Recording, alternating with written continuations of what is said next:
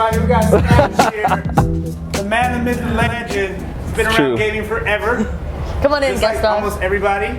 And he's experienced in NFTs. So who better to talk about gaming and NFTs than Crypto Stash himself? Give him a round of applause. You suck. All right, so we gotta start way back in time. How back in time? 2008, man, that's where we're going. Okay. Once again. So yeah, I didn't get into crypto because of gaming. I got into crypto because the 2008 crash really put a focus for me on my financial freedom and where I was going with that direction. I wasn't really a financial person. I didn't, get into economics. Not that I didn't understand some of these things, but I just wasn't focused on it.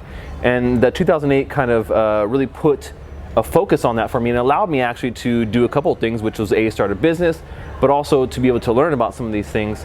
And obviously I've been a gamer for a long time. I was talking with everyone else here about 286, 386 era where playing games on the computer. Back then you were a nerd, man. If you were playing games on a computer like that, you were a fucking nerd.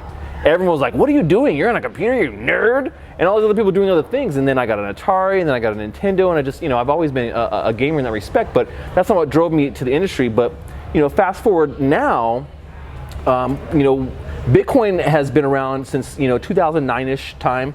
And then there was the advent of Ethereum, which is really what I think kind of vaulted the whole thing forward, And it gave a platform for people to be able to develop things upon it, and I think that really is what kind of opened up the whole industry in general. Because before Ethereum really came around, there was a couple of coins around there, but there wasn't the explosion that we've seen here in the last 4 years since Ethereum was really created.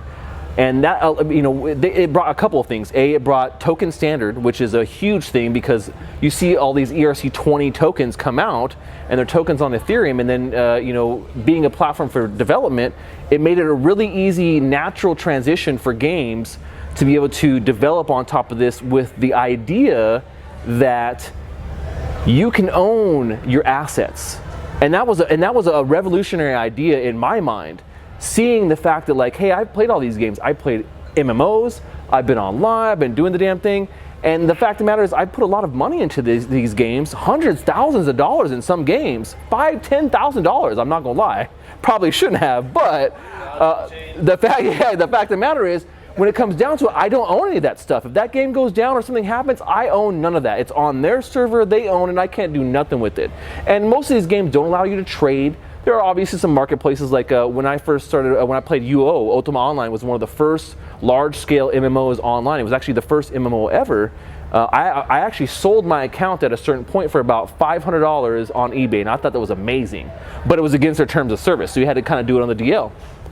And now we get to this point where you own your assets in a blockchain environment, and it makes it actually really easy to be able to retain that value across multiple games depending on where you're at, or at least be able to resell those assets in a marketplace where you can get some value back for that.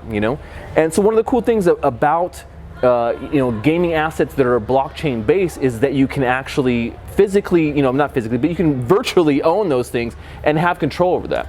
And then when you talk about, well, where does NFTs come in? People talk about well, what's an NFT anyways?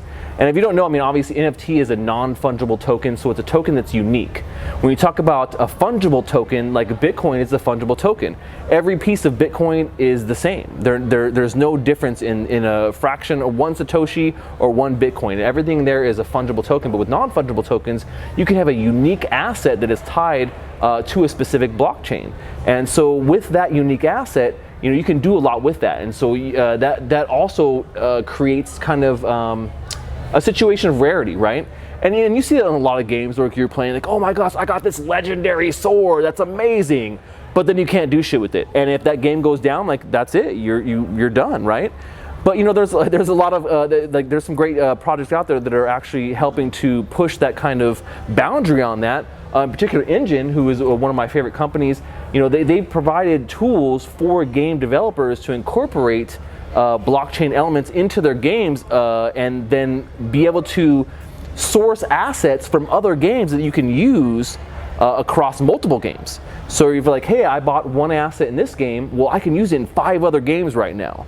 And I mean, obviously this is just the beginning of this technology. This stuff is brand new and cutting edge, but we're gonna get to a point where, you know, when these game developers are creating a game, they have a pool of assets they can already pull from that that have a history, that have a usage already, and graphics and great things that they can then pull a story from and be able to say, hey, you know, here is this great item, and in our game it works maybe a little bit different, but it has a representation, so you can take it across games. So, you know, maybe you're playing a dungeon crawler and you got a sweet axe that you found. It's like the best axe there, and you're slashing people in that dungeon crawler. But then you then decide you want to take up a trading card game where you have different trading cards and you're playing, you know, kind of like a Magic style game. Well, then maybe that axe has a representation there as well, but it just does a little bit of a different thing in that game as well. And so, but you have that value across multiple games. And I mean, if you guys have seen that movie Ready Player One, it kind of, you know, goes back into that whole concept of the Oasis, right? Where you have this fluid, flowing game environment where it's not necessarily just one game. Everything is connected in a way where you transition seamlessly from one environment to the next. And we're not exactly there yet, but we're just at the cusp, like the peak of it, you know? And that's what I think is really excited about what is going on right now in the blockchain gaming world. And obviously there's a lot of, like, you know, the games that right now are not AAA titles. We're at a point right now where people are doing very simple games, but there's a couple games out there that are getting very close. One of the ones I'm playing, which right now is Gods Unchained, which is a trading card game, very similar to Hearthstone. And their whole concept is the fact that they will allow you to trade their cards with one another because they're ERC 721 cards, which is essentially a token on Ethereum, which you could then, you know, trade people if you want to be able to trade cards back and forth. So if you have duplicates, or maybe you're looking for a specific card to complete your set, you can actually go onto a free marketplace that, you know, is set by the players to be able to trade those cards and be able to get the things you want, you know, maybe for building that complete deck, you know. And it's actually a really high-end AAA title, and so I'm actually excited to see that come out, among some other things. And so, you know, some really great companies out there that are doing some amazing things in the blockchain gaming space. But really, when you talk about a non-fungible token, you know, it goes beyond gaming. Gaming is great, you know, maybe I think a lot of people play games in one way or another. Maybe you're just playing like a Farmville style simple game on your phone, all the way to people who are hardcore gamers who are on a console or maybe on PC playing a game. Nobody plays games on Apple computers, just so you guys know. And you know, in general, you know, these people are out there, you know, from a wide range of like gaming things. But the concept of a non-fungible token and how it works actually goes beyond gaming. It goes beyond that. And so I actually was on a panel not too long ago talking with a bunch of art lawyers. And we were talking about the applications for NFTs in the art world. And so when you talk about that aspect too, there's actually a lot of artists out. I mean, there's a couple of artists out there that are doing crypto plus blockchain type of art, and they're actually, you know, putting out these non-fungible tokens, single versions of art that are on a blockchain that can be proven, and you know that there's rarity to them, and you know, that way it's, you know, very akin to what we're seeing here in this amazing place where we have art all over these walls, and you can actually attach a digital asset to that kind of art and then sell that digital asset in a way that you know, is a guaranteed rarity or scarcity, but you can also verify that too on the blockchain. And it's obviously a lot easier for digital assets to do that. And you know, when you talk about like a physical asset, like what if you have a Picasso or a Van Gogh? How do you put that on the blockchain? And that's obviously a much more complex subject. But you know, the concept of NFTs in general actually allow you to be able to expand beyond something like gaming. And I think that's kind of one of the unique and less often talked about aspects of what's going on in that kind of space, you know, because there's a lot more than just gaming that kind of, you know, encompasses the whole non-fungible token world. And we're starting to see that a lot. We're starting to see people who are minting their own tokens for cool things that they're doing. My buddy Glaze over here has minted his own token for a really cool concept, which I actually was a unique thing for me. He was doing was it like a pilot thing, and you minted tokens that still supported the concept of the pilot, right? Yes, I did. There you go. So he doesn't want to be on here, but Well, it's your time. but in general, and so I've done a couple of myself that are just kind of fun things where I say, hey, here's a limited supply of these things. They're backed by a certain amount of crypto. You can melt them and then take the crypto and go sell it on an exchange and recoup your some money, or you can hold it forever and maybe it's worth a lot more in the end. But in general, the environment is a really unique breeding ground for creativity, and that's what I really love about it. Me being a creative person, it opens up a whole nother level of creativity that is connected to specific applications, but also it's so wide open that you never really know what could come from it. And I love that aspect of blockchain gaming and NFTs, kind of what's going on right now in the whole field. So Awesome. Shay. NFC. Awesome. Thank you, Stash. that's what I got, man.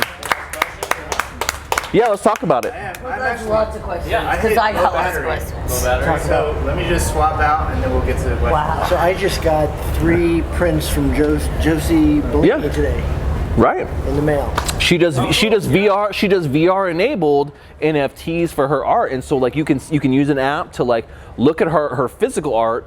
It has animations and things, and then it would tie to a non-fungible token, and so So it's like the one that burns I when was you gonna look at bring it my through the Josie camera. shirt. yeah. Yeah, there's the one where the girl's wearing a filter. Okay, Yeah. and then it And comes then- off. Well, no. Or- Or a T-shirt that gets stolen. Go ahead. So I got it again. I was gonna bring it today, but I couldn't find it. I think it's just somewhere in my dirty laundry. What? My Josie shirt. Oh, okay. Are you gonna do it? I was gonna bring it today. But their shirt also does the Oh, same yeah. thing. Yeah. Yeah. Oh, yeah. Because you wanted to talk to her. Well, I was looking at getting just an NFT of hers, and then I looked Okay. on her website and I saw some other prints Yeah. that were just stunning. Yeah. Physical So, stuff. Yeah. Yeah, but they can come with an NFT, Yep.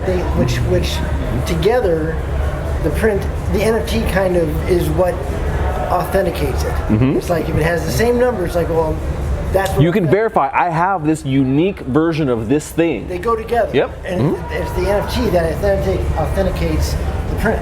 Yeah. But they're still all rolled up in the tube and such. But I took one of them out, and it's called Artify. I don't know. There's an app you can look at it, and it changes. Yeah. Create some artwork to represent characters in a TV series. That's cool. They pitch it. Yeah. And Yeah, I've seen that. we're looking for. They had the guy I want to pull it up so I can show you guys. he was doing an auction. So live another auction, way right? to All of a explain sudden he showed on his live view. NFT is kind of like trading cards, and these trading cards have a set of serial numbers that defines that it was part of a batch or part of a Right. series. One of the games that I've been playing is the Gods Unchained, Yeah. and I think I played with Shay twice. And lost twice. Hold up. Dude, that was like ultra So alpha. we were in there when it was super. It was alpha, dude, yeah, yeah. like, super clunky, and me and Shay are playing, and I'm beating Shay. And then Shay texts me to Technically. my phone and tells me, "Hey, my game is frozen." Shit locked up on me, man. And I was like, "No, it didn't. I'm just winning." That sounds like Stash. Sounds like something. It sounds like something Stash would do. Stash. I don't have control over what the program It's does, not man. hard, is it? Was When you it can text your frozen or friend and say your I Why are you 100 stuttering, look, bro? I 100% swear that it was frozen. If it Lying, wasn't, don't I would take my I think defeat, you were man. frozen. I would take my you defeat. were frozen in shame. Hey, but just so you guys know, like here is the NFT that Glaze created, right? He sent me this one a while back, and this is actually in the engine wallet. Yeah, engine wallet. So you can get collectibles and you can hold them in your engine wallet, and these are ERC 1155. Which is a new standard which has just been adopted by Ethereum itself, which is actually about a month ago. They officially adopted the ERC 1155 standard, which means, essentially these tokens are easily transferable and they work across a certain type of platform, right? And so it's cool. So you have your graphic, and then you have like, what the fuck this is? I think it's your hair. Why Why are you taking my hair? That's not cool. I didn't didn't- give you permission. Why are you touching I don't my want hair? it. I don't- So, it comes with a description, and then it gives you kind of information about it. So this one is backed by 5 Engine. And so if you look at like what Engine I think is like 5 cents right now. Yeah. It's been as high as 30, 15 cents, 30 at some at some point. 15. But it also gives you like your transaction history for this type of thing. You can do things like melt it and get that value back. But in general, I have tons of these things, and so when it's a great wallet to be able to keep these kind of ERC 1155 collectibles, because a lot of them actually have a good trading value behind them. If I get this TV series off the ground, there's only 50 of those characters. Right, and so yeah, the limited edition. So he made 50. I did one where I have only 100, and so that'll be worth something, hopefully. Right, exactly, yeah. So if you guys want to download the Engine wallet today, I'll give you one of my limited edition, Why don't I have one of my limited edition Satoshi droppers. I created this NFT and minted this myself. It's my group of content creators online. TJ's right there. He's got his stunners on right there.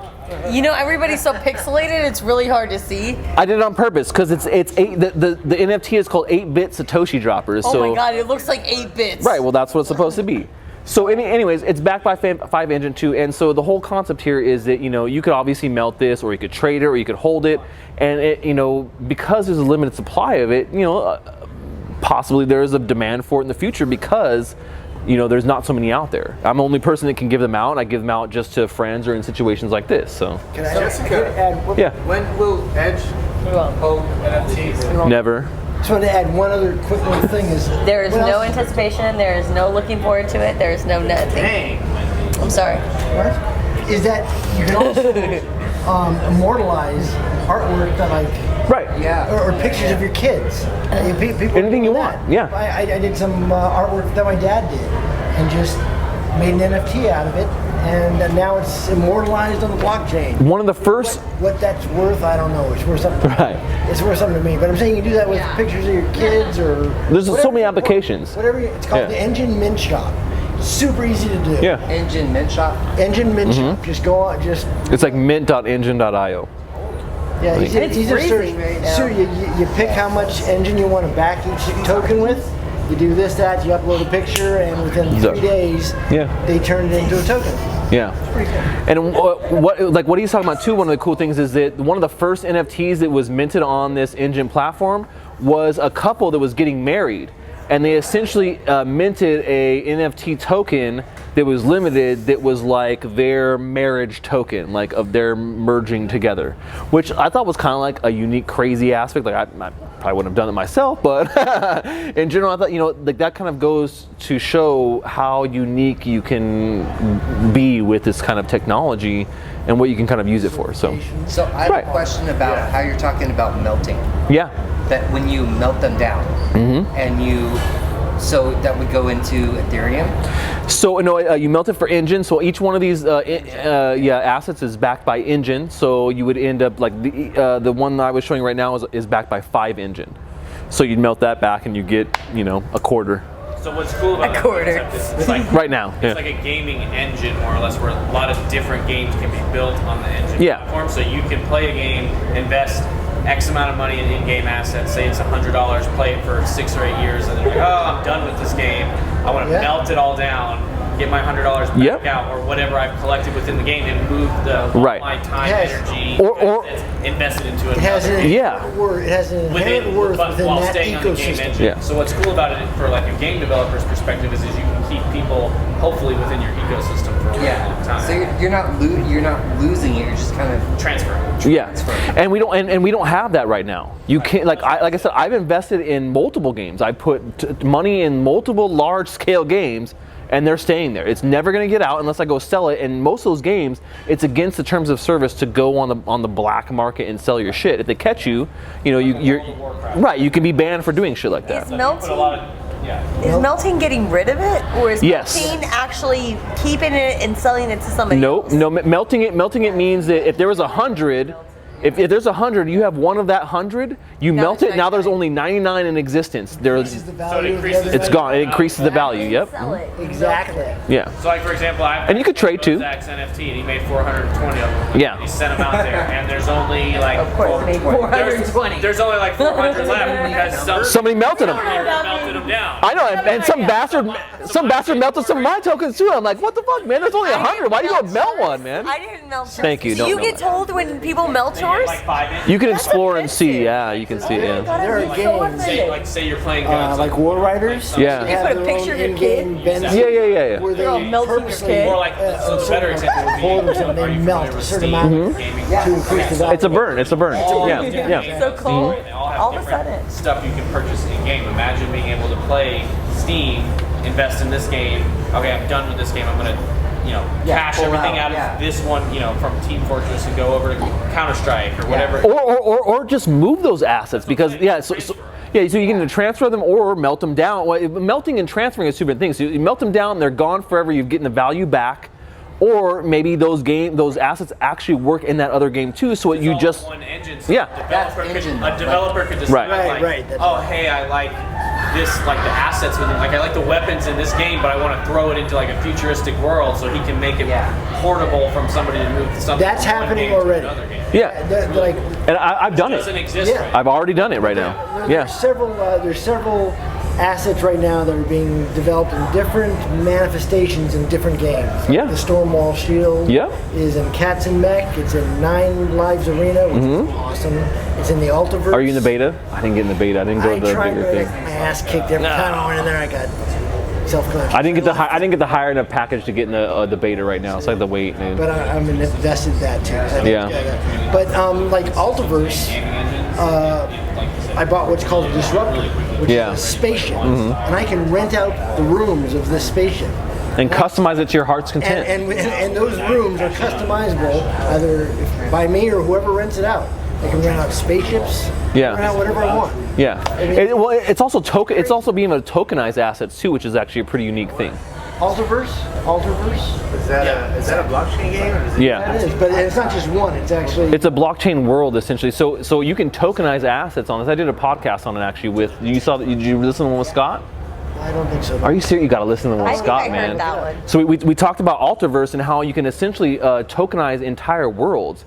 And so what they're doing with that is that it's essentially a world creator program where they have a base set of assets and things you can put in there, but then when you purchase some things like a disruptor ship or a world, you can customize it, but then you can also then rent it out or lease parts of it out to other people to be able to do things they want and then gain revenue off of those things as well. And passive income, like maybe you incentivize people to try and take over your disruptor ship by saying, hey, I'm going to give you 1,000 engine if you can beat this my fucking level that I created, and I'll put that big fat treasure chest right at the end. And if you can get to the end and do it, then I'll give you that money. And otherwise, but then you say, but there's a 5-engine entry fee. Yeah. Right, exactly. And so things like that. And so those kinds of things are coming where there's that customization, tokenization of something where you actually physically, like not physically, but you digitally own, I keep wanting to say physically, but you digitally own that asset and you can kind of control how it works within a, set parameters of the ecosystem. Yeah. And all your stuff shows up on OpenSea, basically.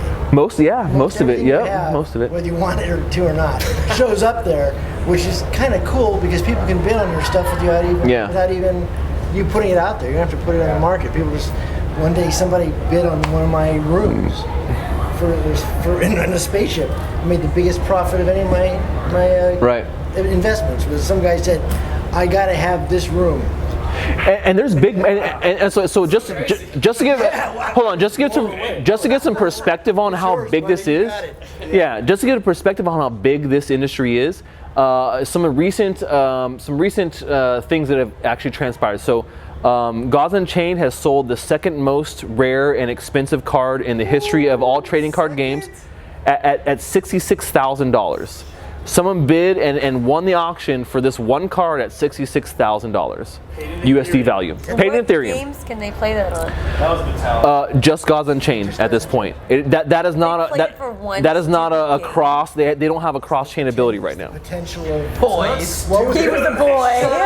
He was a boy. With CryptoKitties. Right. With CryptoKitties. He was a and boy. Yeah, they did, yeah. There's been some interoperability, but it's not an engine-based game in that sense because it's an ERC 721, which was like the previous standard, which is still a good standard. I've been trying to push those motherfuckers to go ERC 1155, and they just don't want to listen.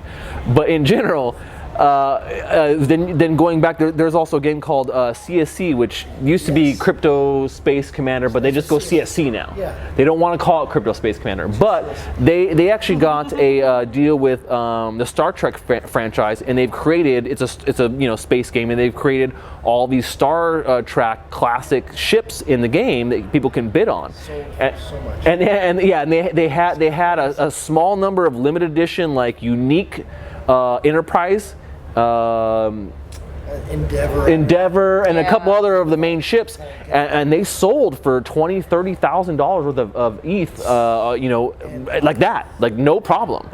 And those are big items, but it's across. Yeah. You know, I was doing a Twitter thing with a guy who was asking about this, and it's like it's individual perception of value. Yeah. It's like if someone says, I gotta have this planet in the Ox universe because Right. I see the potential of the game and this particular item in this particular part of the universe, then he's banking on other people seeing that The kind same of value, as well. yeah. That's the thing of like, it's funny that it's another like kind of zoom out of Decentraland. And that Decentraland is like you'll have games within Decentraland. Yeah. But these Virtual plots, land. Yeah. The virtual land, the plots, like the one plot Right. when you land in there is going to be $1 million. Like somebody, what was it like? Almost $1 million that they sold that stuff. Of land, yeah. Sorry, guys. We've reached our time. Really? She has to go to the bathroom. Yeah. Wow. And I'm trying to get a beer before last call. So, Yeah, it's last call. so like I said, in NFTs, a lot of potential there. It goes beyond gaming. It really goes into art and so many other different worlds. My question, can I ask it? Yeah. How far away do you think before a AAA developer really does blockchain games? They're already doing it. Hold on. I'm gonna tell you right now something that I haven't told anybody yet. This is important. So today, I got a little, not inside tip, but like, because I follow the engine project and things are going on. Someone showed me a page on the NGINX platform, which is essentially their blockchain explorer, that has been created, and it's a project page, and only approved engine adopters or programs can be submitted to the project page. And Microsoft now has a page on Engine, It's Ubisoft, right? which is a lot of things. I think, but Ubisoft. Yeah, they have a lot of parent like subsidiaries, but Microsoft essentially has put their ring into the Engine platform. So Well, that's good to know because I've been depressed I'll send you the link, man, so you can go look at it. But Thing, they just signed Ninja to an exclusive deal at Microsoft. yeah, so they're making some big moves in that industry, man. Cheddar Twitch. Are you talking about the Google No, it's Stadia? platform. Cheddar, not Cheddar, but it's like Buffer. Sliver? No, it's not. Sliver's Theta. Yeah. Theta's another. I know Theta's one of my. I have a bunch of Theta, man. So. Streaming platform. Hey, but if you guys have an Engine wallet and you want one of my NFTs and you don't have one, I'll give you one right now. So I want an NFT. He owes me an NFT. grab the Engine wallet and I'll give it to you right now before we go.